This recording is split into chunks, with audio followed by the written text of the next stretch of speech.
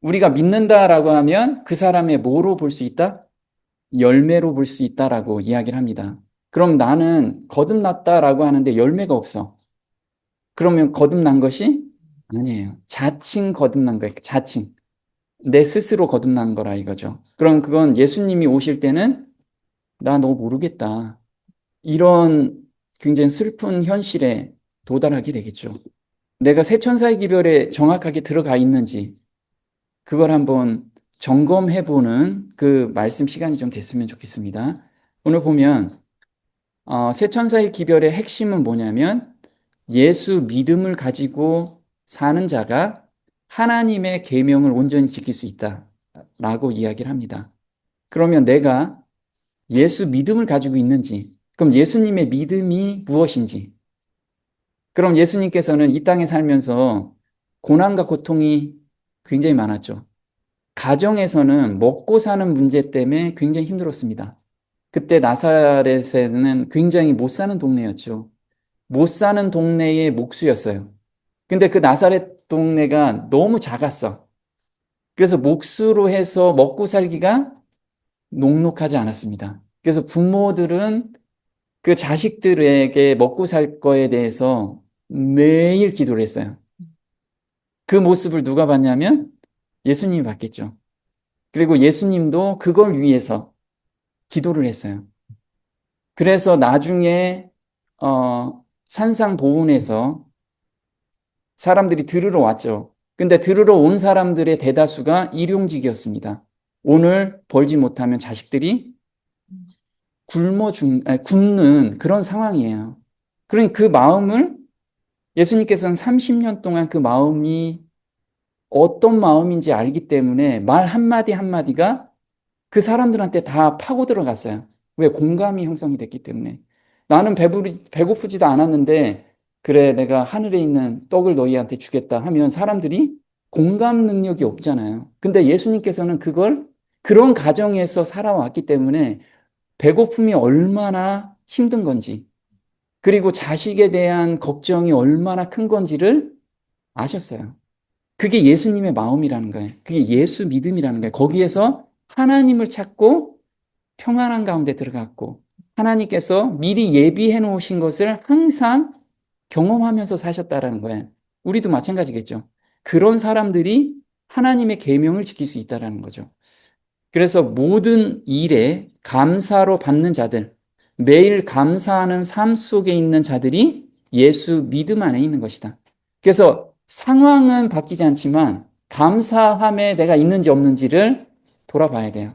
그러면 감사함이 없고 매일 내가 상황만 보고 있다.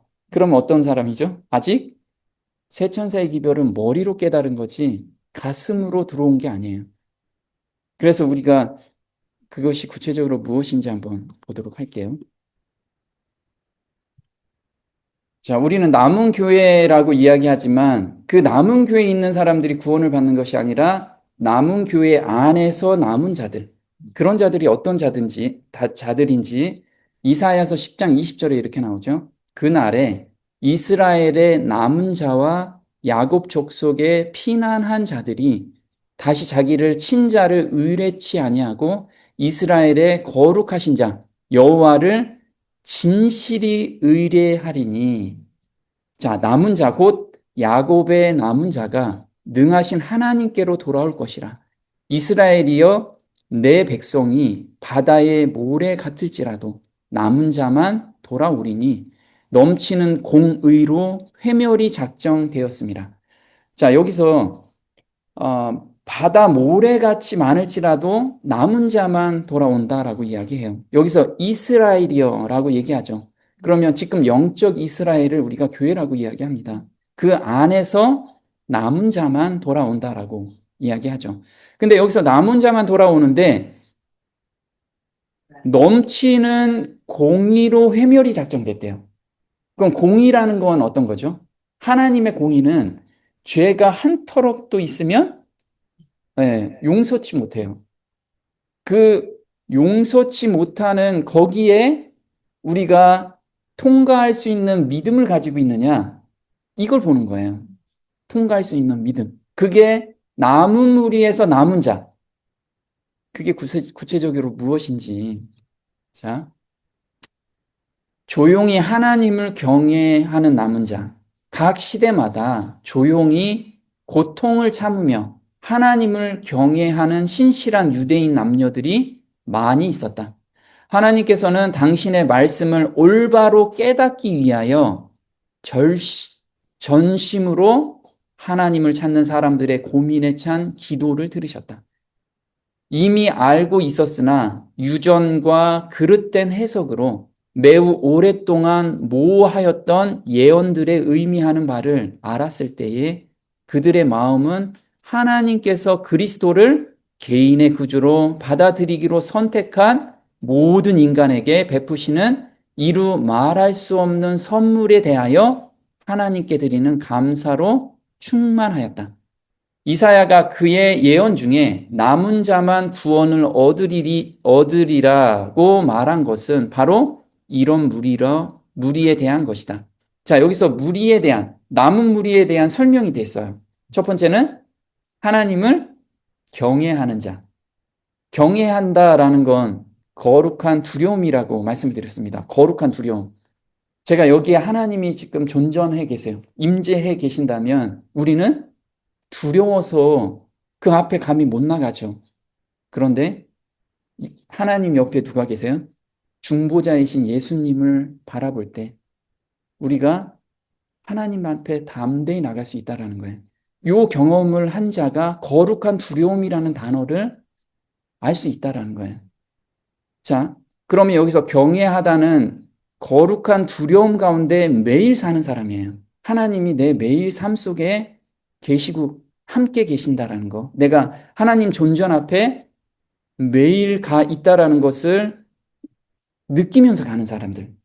자, 근데 이 사람들이 어떤 사람이 있냐면 전심으로 당신을 찾는 사람이라고 그래요. 근데 그 앞에 뭐라고 써 있냐면 말씀을 올바로 깨닫기 위하여. 그래서 우리가 말씀을 제대로 깨달아야 남은 무리가 될 수 있대요.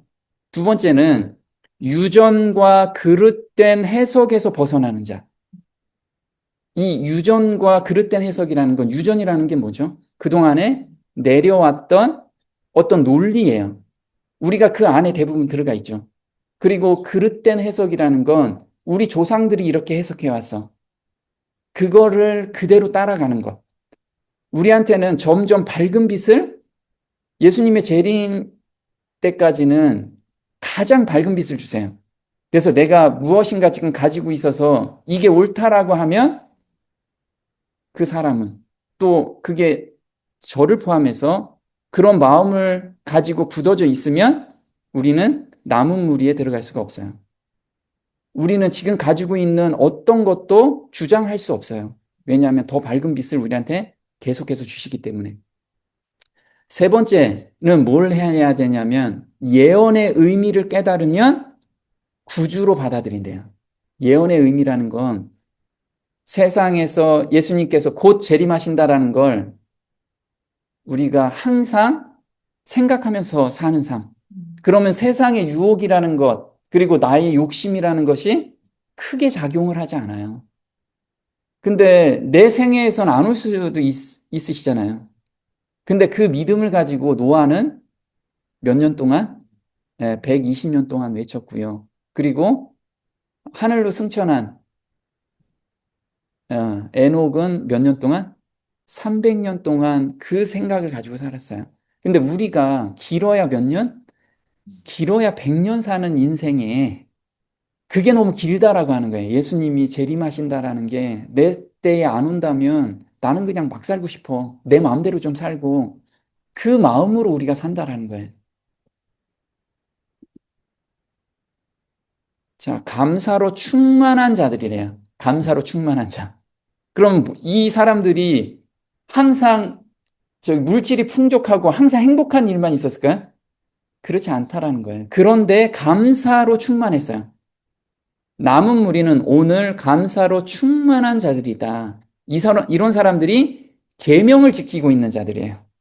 내가 계명을 지키는데 아주 옹고집하고 사람들이 오면 바늘로 찔러도 피도 안 날 정도로 아주 철저한 사람들이 있어요.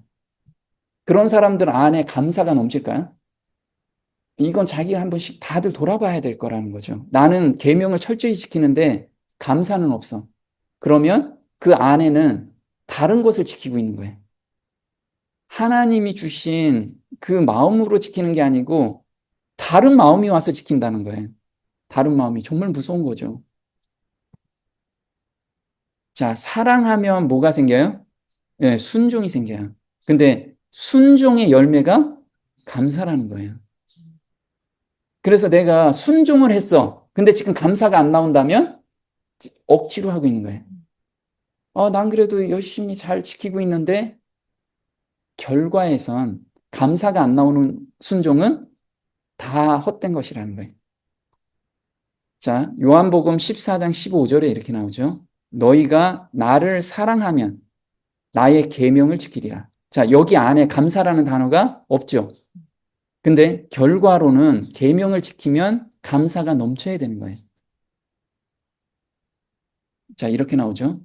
그리스도께서는 내 계명을 가지고 지키는 자, 겉으로만 하는 것이 아니라 온 마음과 온 영혼과 온 힘을 다하여 지키는 자가 나를 사랑하는 자니라고 말씀하셨습니다. 이것이 바로 인격의 진정한 시험입니다. 우리는 말씀을 실천하는 자들이 되어야 합니다.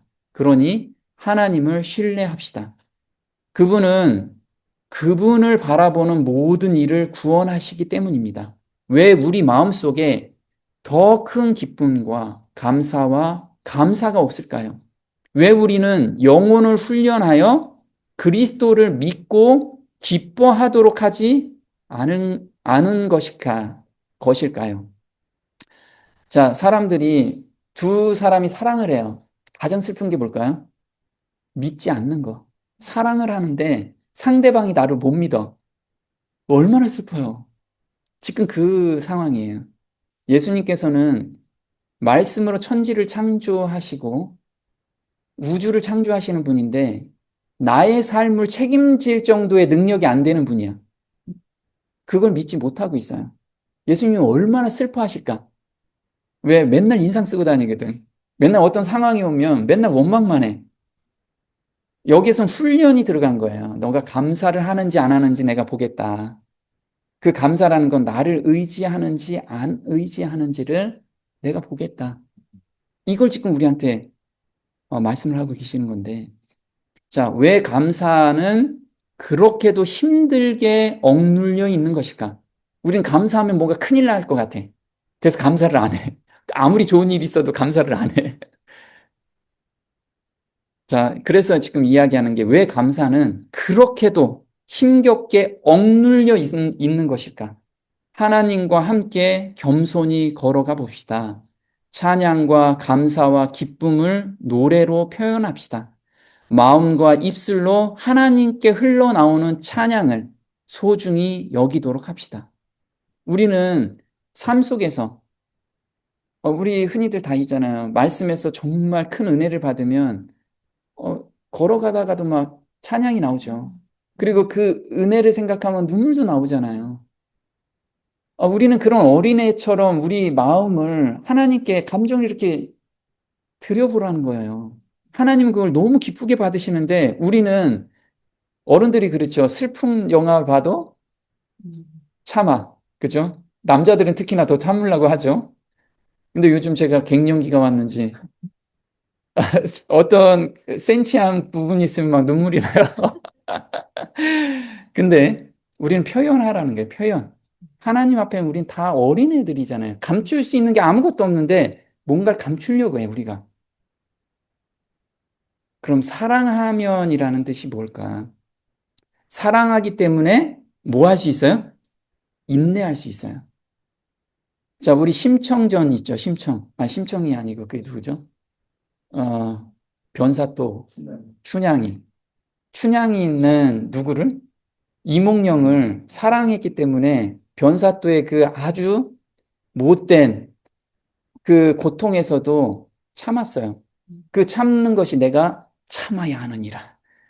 참을인 세계면 살인도 면한다. 이런 각오로 내가 참았을까요? 아니, 너무 사랑하기 때문에, 그걸 오물오물 기다리기 때문에 인내가 자연스럽게 나오는 거예요. 근데 우리는 뭔가 인내해야겠다, 이 생각을 하죠. 사랑이 없기 때문에 내 의지로 인내해야겠다라는 어떤 각오를 하고 있는 거예요. 이 고통 내가 인내하면 뭔가 되겠지. 안 돼요. 그렇게 훈련된 사람들은 내 힘으로 뭔가를 인내하려고 한다는 거예요. 그래서 우리는 사랑을 먼저 깨달아야 돼요. 느껴야 되고. 그러면 인내는 자연스러운 거예요. 자연스럽게. 자, 성도들의 인내가 여기 있나니 저희는 하나님의 계명과 예수 믿음을 지키는 자니라. 자, 이게 세천사의 기별의 핵심입니다. 핵심은 예수 믿음을 가지고 있는 자들이 하나님의 계명을 지킬 수 있다. 근데 예수 믿음을 가지고 있는 자들은 어떤 자들이냐면 예수님의 사랑을 매일 느끼고 있는 자. 그런 자들은 이 모든 것을 이룰 수 있는 바탕은 인내라는 거예요. 인내. 인내는 자연스럽게 나오는 거예요. 강요하는 게 아니고 다짐하는 게 아니라는 거지. 그럼 내가 지금 인내를 억지로 하고 있다. 그럼 뭐를 못 느끼고 있어요? 사랑을 못 느끼고 있어요. 그럼 사랑의 가장 큰 사랑은 뭐죠? 나의 죄를 예수님께서 가져가셨다라는 걸, 그리고 예수님이 나의 마음을 변화시켜 주셔서 새 마음을 받아. 내가 그 죄된 습관에서 더 이상 그 유혹을 크게 느끼지 않는 상태까지 본성을 변화시켜 주는 그 경험 가운데 들어가는 것이 사랑을 느끼는 거예요. 그럼 자연스럽게 찬양이 나온다는 거지. 자, 골로새서 3장 15절에 그리스도의 평강이 너희 마음을 주장하게 하라. 여기서 보면요, 주장하다라는 뜻. 내 어떤 사상을 우린 어린 아이들한테 주장하죠. 너 이렇게 살아야 잘 사는 거야. 그럼 그 애의 사상을 지배하는 거예요. 그럼 여기서 무엇이 지배하라고 얘기해요? 평강이. 예수님이 가지고 계셨던 그 평강의 마음이 내 마음을 주장하게 하라. 지금 그 말씀을 하시죠. 그러면 예수님은 모든 상황에서 이 평강의 마음을 가지고 계셨어요. 그것이 우리는 그걸 원하면 누구에게나 주신다고 말씀하십니다. 자, 평강을 위하여 너희가 한 몸으로 부르심을 받았나니 또한 너희는 감사하는 자가 되라. 자, 여기서 보면 제가 요즘 마지막 때 교회의 형태, 그리고 마지막 때 우리가 어떤 모임을 가져야 되는지를 요즘 연구를 하고 있어요. 근데 여기에서 답을 주세요. 마지막 백성들, 이 마지막 교회의 남은 무리는 어떤 자들이냐면 평강을 위하여 너희가 한 몸으로 부르심을 받았대요.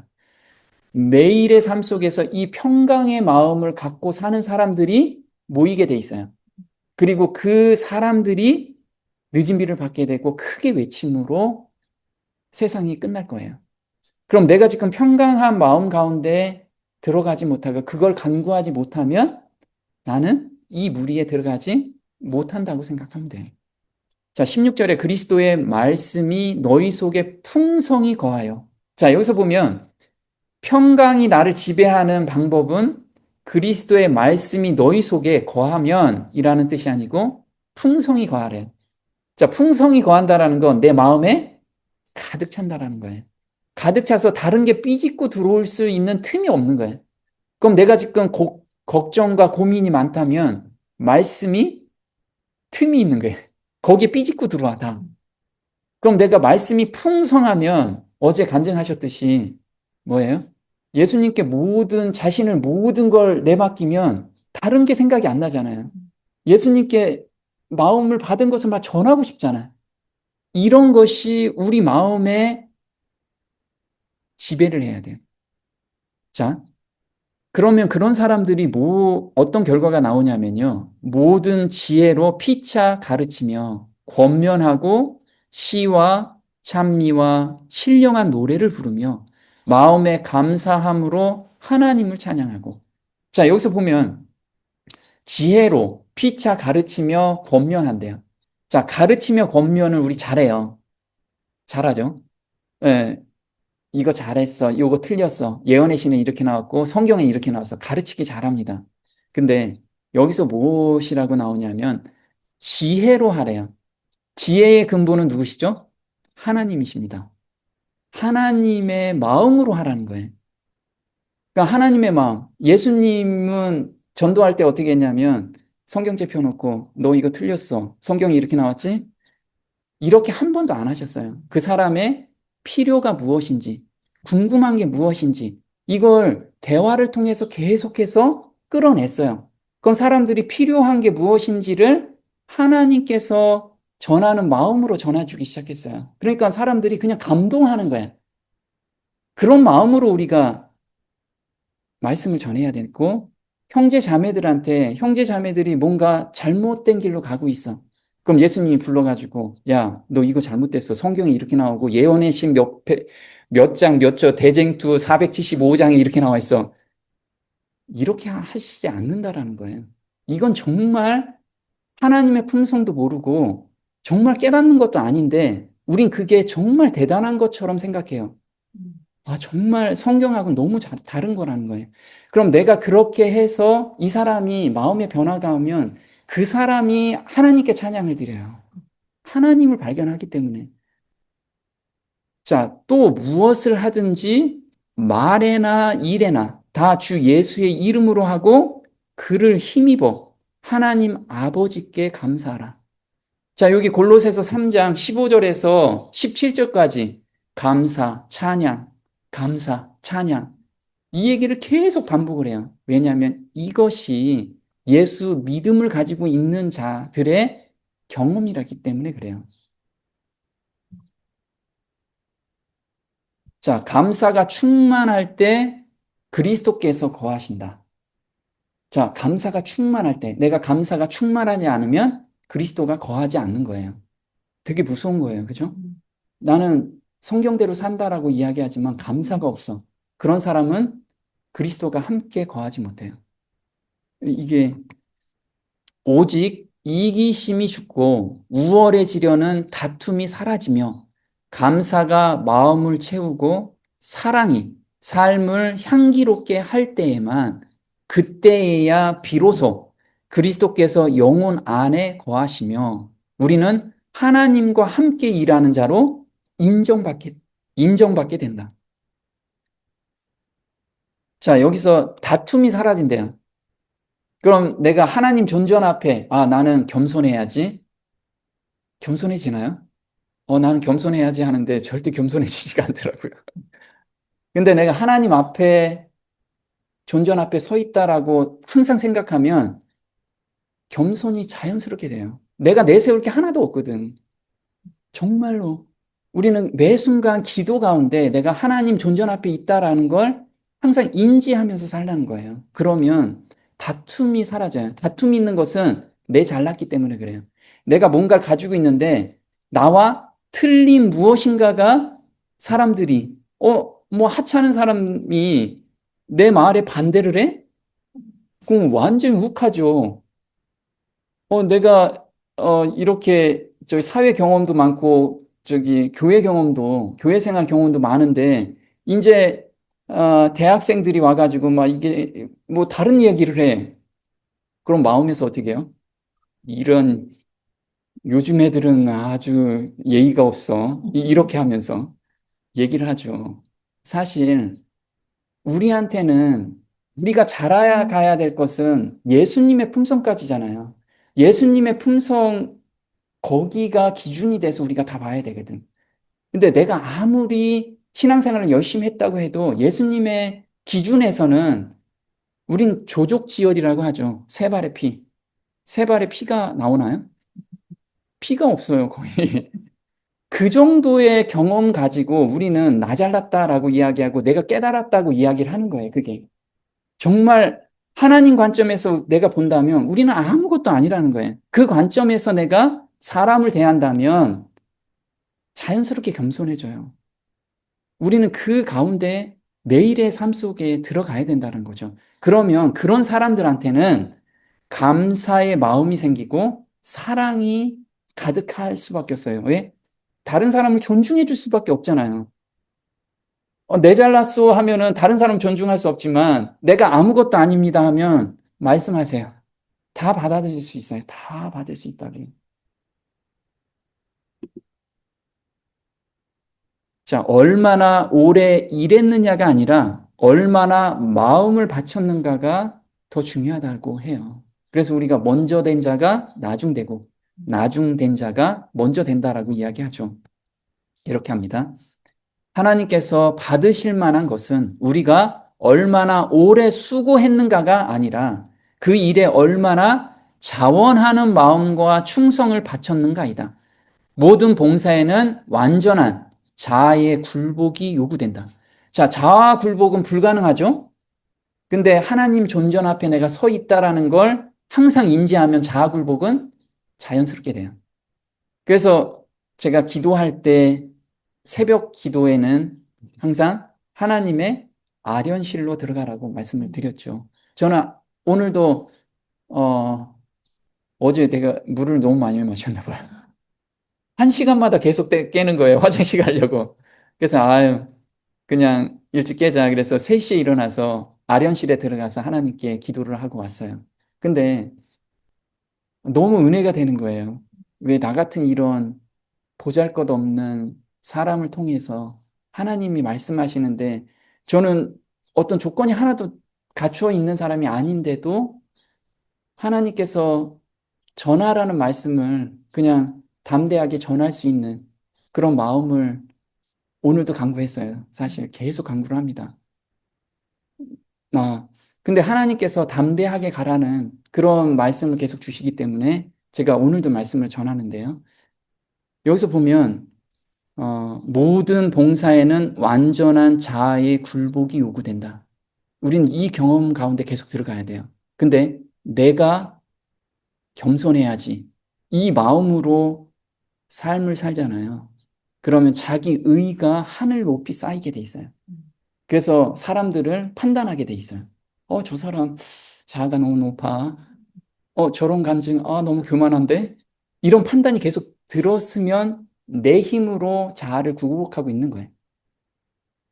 그게 안 보이고, 저 사람도 하나님 존전 앞에 서 있는 그 경험 가운데 들어가면 좋겠다 하면서 기도가 나오면 그 경험 가운데 들어가는 거예요. 하나님이 주신 마음으로 겸손해지는 거예요.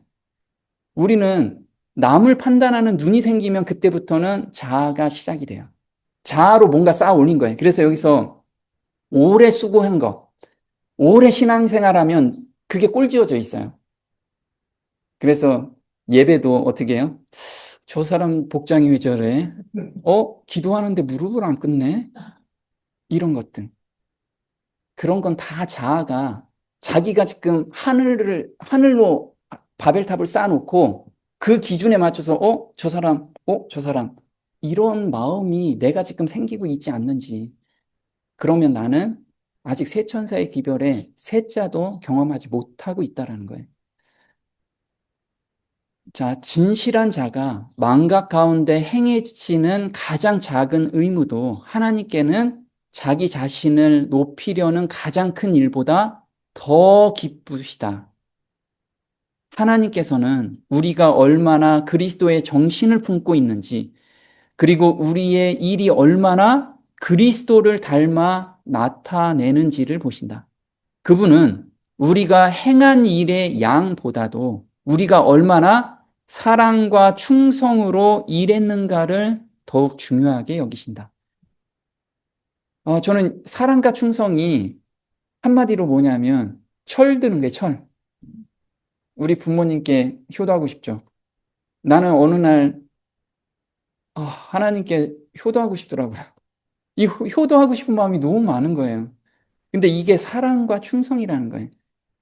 내 충성해야지가 아니고 정말 하나님의 그 은혜를 충분히 경험하면 효도하고 싶어서 하나님께 누를 끼치고 싶은 그런 행동을 하고 싶지 않잖아요.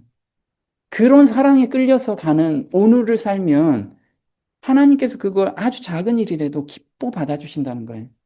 내가 막 저 선교지에 가가지고 몇천 명 앞에서 막 복음 전하고 뭐 이렇게 안 해도 나의 작은 삶 속에서 만나는 사람들.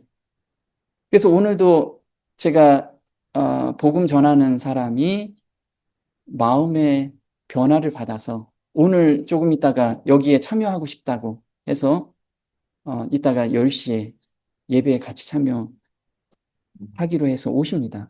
근데 그분한테 얘기하는 건 내 안에 그리스도, 내가 하나님께 효도하고 싶다라고 얘기하니까 그분이 그 얘기를 하는 거예요. 하나님께 효도한다고요? 그런 말은 처음 들어본다라는 거예요. 근데 내가 그 마음에서 그게 막 우러나오니까 사람들한테 얘기할 때 나 하나님께 효도하고 싶어. 그래서 나 이거 안 하고 싶어. 이렇게 얘기가 나오거든요. 자, 마지막 백성은 하나님께 감사와 찬양을 드리는 자들이다. 억지로가 아니고 우러난다라는 거예요. 이런 사람만이 마지막 백성 중에 남은 무리라는 거예요. 주님께서는 매일 우리 입에 새로운 찬양의 노래를 담아 주실 것입니다. 자, 여기서 보면요. 매일이에요. 어제 찬양이 다르고 오늘 찬양이 달라요. 왜냐하면 어제 경험한 하나님과 오늘 경험한 하나님은 나는 다른 하나님이야. 왜냐하면 매일매일 새로운 하나님을 우리는 경험해요. 왜? 새로운 은혜를 매일 주시기 때문에. 하나님은 변함은 없으신데 내 마음이 갈대 같아서 매일 변화되잖아요. 그 가운데서 하나님을 매일 만나는 거예요. 그러니까 매일 찬양의 노래가 달라요. 어떤 땐 죄에 눌려가지고 넘어졌다가 그 죄에서 해방되는 경험을 하면 죄사함에 대한 노래를 막 부르잖아요. 근데 어느 때는 세상 근심 걱정 때문에 눌려 있다가 거기에서 또 해방되는 경험을 해요. 그러면 그 찬양이 또 다르잖아. 근데 찬양도 18번이 있다고 매일 죄사함에 대한 노래만 불러. 이것도 물론 좋아요. 그런데 우리한테는 새 노래를 매일 주세요. 매일. 자, 우리가 왜 하나님께 그토록 무례한지 아시겠습니까? 이해가 되십니까? 친구에게 은혜를 입으면 그 선물에 대해 온 마음을 다해 감사와 감사를 표합니다. 자, 우리한테 은혜를 입으면 감사하죠. 근데 우리가 받는 경험이 없어. 그 받는 경험이 뭐라고요? 마음의 변화. 본성을 변화시켜 주는 거. 이걸 우리는 매일 간구해야 되는 거예요. 그럼 본성이 변화되면 저는 계속 작은 일에 계속 본성이 변화되는 경험을 해요. 제가 좋아하는 커피 끊는 것들, 그리고 사람들한테 욱해서 막 말하는 것들, 이런 것들이 하나님께서 주신 그 마음의 변화로 내가 억지로 참는 게 아니고 그 사람이 국률해 보이니까 제가 억지로 할 필요가 없이 자연스럽게 그 사람의 입장에서 말하게 되더라 이거죠. 그런 것이 매일 기도하면서 간구하면 하나님께서 그렇게 주세요. 계속. 이 놀라운 경험 가운데 우리는 걸어가는 자들이라는 거죠. 어느 날 기도하면 뭐 벼락이 떨어져 가지고 나한테 뭔가가 변화되는 그런 하나님이 아니고 작은 삶, 작은 행동에 변화를 주는 그런 하나님을 경험하라는 거예요. 자, 하늘의 주 하나님께서 우리의 마음을 열어 찬양을 드리는 자가 곧 하나님을 영화롭게 한다는 사실을 깨닫게 하시기를 바랍니다. 자, 우리가 하나님께 영광을 돌리는 삶, 이것이 무엇이라고요? 마음을 열어 찬양을 드리는 자. 매일 그 변화 가운데서 사는 삶. 이제 우리가 하나님을 영화롭게 하고자 한다면 그분께 드릴 감사의 제목을 준비합시다. 그래서 우리는 매일 감사의 제목을 준비해야 돼요. 억지로 준비하는 게 아니고, 오늘 찬양 부르니까 내가 몇 페이지 찬양 불러야지. 이게 아니고, 내 삶 속에서 경험된 찬양을 드리라는 거예요. 그게 준비된 거지. 내가 몇 장 몇 절 해가지고, 그게 아니라는 거예요. 삶 속에서 우러나오는 찬양을 매일 느끼면 사람들 앞에서 같이 그 찬양을 서로 나눌 수 있다라는 거죠. 그리고 서로에게 그 재물을 드리도록 합시다. 서로에게. 나 감사의 찬양이 이렇게 나왔습니다. 이런 경험입니다. 그게 하나님께 영광을 돌리는 거예요. 자, 형제나 친구의 손을 잡았을 때 그들이 우리에게 안부를 묻는다면 우리가 하나님의 축복을 받았음을 그분의 축복이 우리 위에 있음을 깨닫고 하나님께 감사하며 그분을 찬양하고 우리 마음과 생각 속에 하나님의 찬양이 가득 차게 합시다. 저는 매일 이런 삶을 살고 싶어요. 기도의 제목이 이거였으면 좋겠어요. 시편 43편 3절에 주의 빛과 주의 진리를 보내요. 여기서 보면 주의 빛과 주의 진리를 보내래요. 우리가 말씀을 깊이 상고할 때 이게 온다라는 뜻이죠. 나를 인도하사 주의 성산과 장막에 이르게 하소서. 그런즉 내가 하나님의 단에 나아가 나의 극락의 하나님께 이르리이다. 하나님이여 나의 하나님이여 내가 수금으로 주를 찬양하리이다. 자, 하나님의 단에 나아가는 거. 하나님의 단이 뭐죠? 예배 드리는 거예요. 예배 드리는 장소죠. 우리 예배를 토요일하고 일요일에만 드리나요? 어떤 날을 정해서 드리는 예배가 진짜 하나님의 예배냐? 아니라는 거예요. 우리는 매일의 삶 속에서 예배 드리는 삶을 살아야 돼요. 근데 여기서 보면 하나님의 단에 나아갈 때 극락의 하나님을 만난대요. 극락이 뭐죠? 세상의 어떤 즐거움보다도 극락, 비교할 수 없는 낙, 즐거움 속에 내가 매일 들어간대요. 왜 들어가죠? 하나님의 임재를 경험하니까 나의 죄된 본성에서 하나님의 본성으로 바꿔주는 그 경험을 나한테 매일 주니까 그것만 생각하면 너무 찬송이 나오고 하나님께 영광을 돌릴 수밖에 없는 거예요. 우리가 그때 다른 어떤 것보다도 너무 찬양을 드리는 극락의 하나님을 만나는 거예요. 이 시편 기자는 이 가운데 들어간 거예요. 근데 시편 기자가 시편 쓸 때 다들 어떤 원망을 하죠? 하나님이여, 저 원수들을 좀 혼내주십시오. 저 원수들을 좀 멸망시켜 주세요. 맨날 그런 이야기 하죠. 그건 하나님께 토로한 거예요. 토로하는데 결국은 그 마음을 바꿔주셔서 다윗이 시편 51편에 제 마음을 변화시켜 주셔서 새 마음과 새 영을 주셔서 그 사람들한테 내가 간증할 수 있게끔 해주세요. 이 얘기하죠. 우리가 마음을 다 토로하는 거 너무 중요합니다. 그런데 거기에서 멈추면 안 되고 마음의 변화까지 받는 데까지 하나님께 계속 기도하라는 거예요. 네, 기도하고 매달리고 하나님 저 마음 변화시켜 주지 않으면 저 여기서 한 발자국도 움직이지 않을 거예요. 그러면서 기도 가운데 말씀을 보고 하루 종일 그걸 생각하고 그러면 하나님께서 놀라운 변화를 우리한테 주시는 거죠. 그러면 그것만 생각하면 어때요? 하나님 너무 감사하죠. 억지로가 아니고 정말 그냥 감사가 나오는 거예요. 5절에 내 영혼아 내가 어찌하여 낭망하며 어찌하여 내 속에 불안하여 하는고 너는 하나님을 바라라. 나는 내 얼굴을 도우시는 내 하나님을 오히려 찬송하리로다. 우리 낭망하고 있죠. 어떤 일은 우리한테 분명히 낭망이 와요. 그런데 낭망을 바라보지 말고 하나님께서 그 낭망을 넉넉히 이기는 길을 예비해 주신 그 하나님을 바라보라는 거예요. 자, 여기서 얼굴이라는 뜻을 한번 볼게요. 얼굴. 자, 얼굴은 히브리어로는 파님이라고 합니다. 이거는 영혼의 빛, 내적 상태를 의미해요. 얼굴. 그래서 우리가 얼굴이라고 하죠. 굴이라는 게 뭐예요? 굴. 우리 굴 있죠, 굴. 얼이라는 게 뭐죠? 네, 정신, 마음이에요. 그래서 얼굴 안에 내 마음이 비춰지는 거예요. 그래서 근심이 있으면 어때요? 인상 찡그리고 다니고, 맨날 고개 숙이고 다니고 이러죠. 근데 마음 저 깊은 곳에 계속 찬양이 나와요. 하나님이 주신 은혜를 생각하면 괜히 희죽희죽 웃죠. 많이 기쁘고. 이거는 속일 수가 없어요.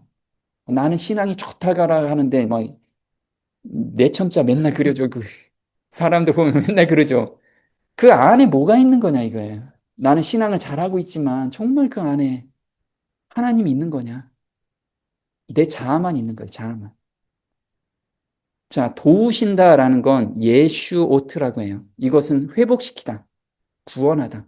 그래서 내 영혼을 회복시키는 것. 그래서 내 얼굴을 도우시는 내 하나님, 내 얼을 회복시키는 하나님을, 새 마음을 주는 하나님을 생각하면 찬양이 나온다라는 거죠. 그래서 하나님은 내 얼굴을 다시 살아나게 하시는 분, 무너진 영혼을 다시 빛나게 하시는 분이라는 거예요. 그 하나님을 나는 오히려 찬양하겠다. 자, 마음속에 있는 그리스도의 평안은 얼굴에 빛나게 될 것이다.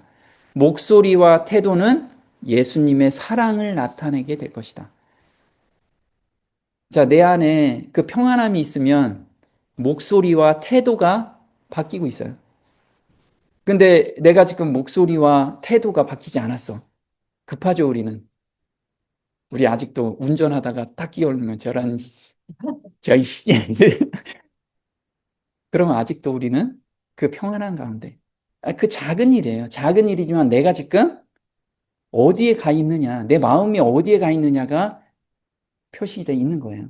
우리가 어디 이런 단상에서 거룩하게 뭐 하나님 말씀 막 전하고 이런 게 중요한 게 이것도 중요하겠죠. 그런데 작은 일, 여기 나가면서도 뭐 이렇게 자기 걸린 게 있어.